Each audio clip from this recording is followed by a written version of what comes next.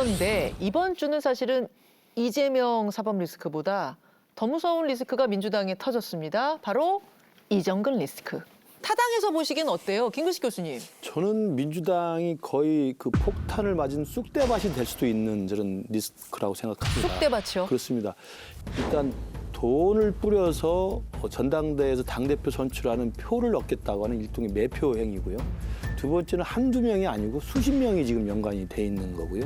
그리고 전직 당대표와 관련된 이야기입니다. 그래서 그야말로 우리 프로그램이 판도라입니다만 이정근발 판도라의 상자가 열렸다고 생각합니다. 이게 그 앞으로도 계속될 수 있는 게 이정근 전 부총장도 통화 내용을 거의 다 녹음을 해놨던 모양이에요. 그게 한 3만여 개 된다는 거잖아요. 그러니까요. 지금. 돈 봉투 10개 준비되어 있다. 이거 누가 들어도 전당대회 관련해서 돈 살포가 된 건데 저희 당도 과거에 이런 스캔들이 터진 적이 있습니다. 2012년 초로 제가 기억을 하는데 그때 19대 총선을 앞둔 상황이었는데 후보들이요. 명함을 못 돌렸어요.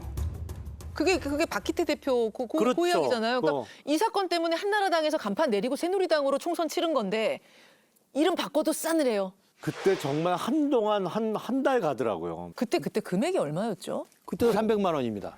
그거 있고 그다음에 이제 또 살포한 것이 또 추가적으로 아마 수사가 돼서 집행유예 실형을 받았고요. 그때 2008년 당대표 선거 때 300만 원으로 폭로가 됐거든요. 이번에도 국회의원 300만 원이잖아요. 적자가가 있는 모양이에요. 네. 그랬음에도 불구하고 귀당이 이겼어요.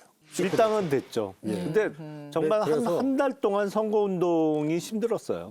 네. 그 여러 가지 이유가 있었을 거예요. 그때 정권 교체 지수도 높았고 막 했죠. 결과는 국민의힘이 이겼지만 다 민주당이 이긴다 그랬거든요. 그래서 하여튼 복합적 요인이 작용을 한다는 또 반증 아닌가 싶어요. 그 말씀을 하시는 건 이번에 이정근 리스크가 민주당을 지금 뭐 때릴 것 같아요. 이미 때리기 시작했고. 그래도 1년 후 초구선은 모른다? 그런 말씀? 저는 그냥 일감에 예. 이재명 대표 2차 체포동의안을 곧 던지겠구나라는 감이 있어요. 아, 그건 그거고 이건 이건데 왜 이 사건하고 연결이 돼? 1차도 그랬잖아요. 이재명 대표 체포동의안 전에 노웅래. 그런데 민주당 의원 두 분도 같은 시기에 똑같은 문제가 걸렸었거든요. 아, 말하자면 지금 윤관석, 이성만 의원 압수수색은 이미 당했거든요. 이분들도 뭐 체포동의안이 날아오는 그 시점하고 다 맞출 것이다. 예, 그동안 쭉 수사를 했잖아요. 이정근 전 위원장의 어머니 댁에 그 자신의 핸드폰 예. 있던 거를 갖고 가서 예. 했다는 건데 아무리 양이 많아도 꽤 기간이 됐잖아요. 근데 왜 하필이면 지금이냐. 벌써 2년 된 거 아닙니까? 예. 이제 와서 터뜨립니까? 그런 것들이 이제 계속 우리가 검찰이 도대체 왜 이런 식의 발표들을 이런 국면에서 오해받을 국면에서 하는가 이런 이제 그런 의구심은 있죠. 당연히 조사를 하고 철저하게 지지를 밝혀야 되겠지만 이게 꽃감 빼먹듯이 이렇게 검찰 수사를 해도 되는 건가라는 생각은 듭니다. 근데 이걸 이제 야당 탄압이다, 기획 수사다 이렇게 이제 검찰의 의도로 이 문제를 돌리기에는 정황이 너무 구체적이고 물증이 뚜렷해요. 게다가 이게 이정근 씨가 검찰 수사를 받는 과정에서 검찰 수사에 좀 협조를 한 것 같아요. 그렇지 않으면 녹취록만 가지고서는 몇 명, 그러니까 국회의원 몇 명, 뭐 또 이 대의원 몇 명 이런 걸 특정하기가 어려운데 다 특정을 구분해서 해놓고 있어요. 때문에 민주당이 이거를 잘 정리를 해야 되는데 이걸 뭐 야당 탄압이다, 기획수다 이런 프레임으로는 국민들한테 설득력을 갖기 어려울 것 같고요.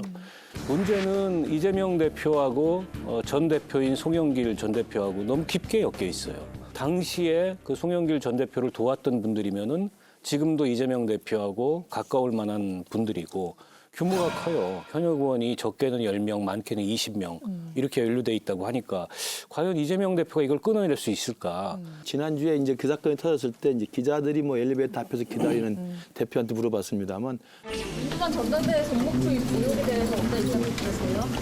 일부 의원은 이제 녹취록까지 보도됐는데 이것도 다 정치 탄압이라고 보세요? 이 정부의 장기가 압수수색인데 이런 점들을 여러분께서 한번 봐주시기를 바랍니다. 똑같은 이야기를 했어요. 검찰의 왜곡 조작이 하도 심각하다. 나 믿을 수 없다. 라는 것이었거든요. 그러니까 아마 추가적으로 어떤 입장이 나올지는 모르겠지만 아직까지 이재명 대표 입장은 이 역시 정치 탄압으로 보고 있는 것 같아요.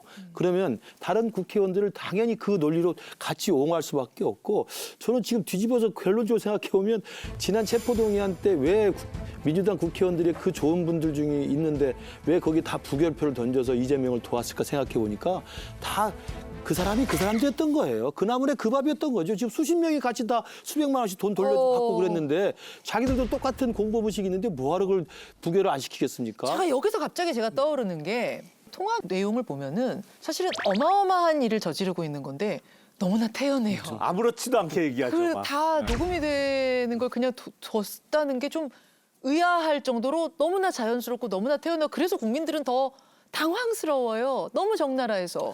그렇죠. 뭐 드러나지 않은 얼마나 더 큰 문제가 있을까 이런 거를 자꾸 연상케 하잖아요. 그리고 전당대회 돈봉투 사건이 이번에 15년 만에 일어난 건데 사실은 그 사이에도 큰 정당들의 여러 전당대회가 있었는데 모르는 거죠. 겉으로 이게 확인된 거는 이게 15년 만이기 때문에.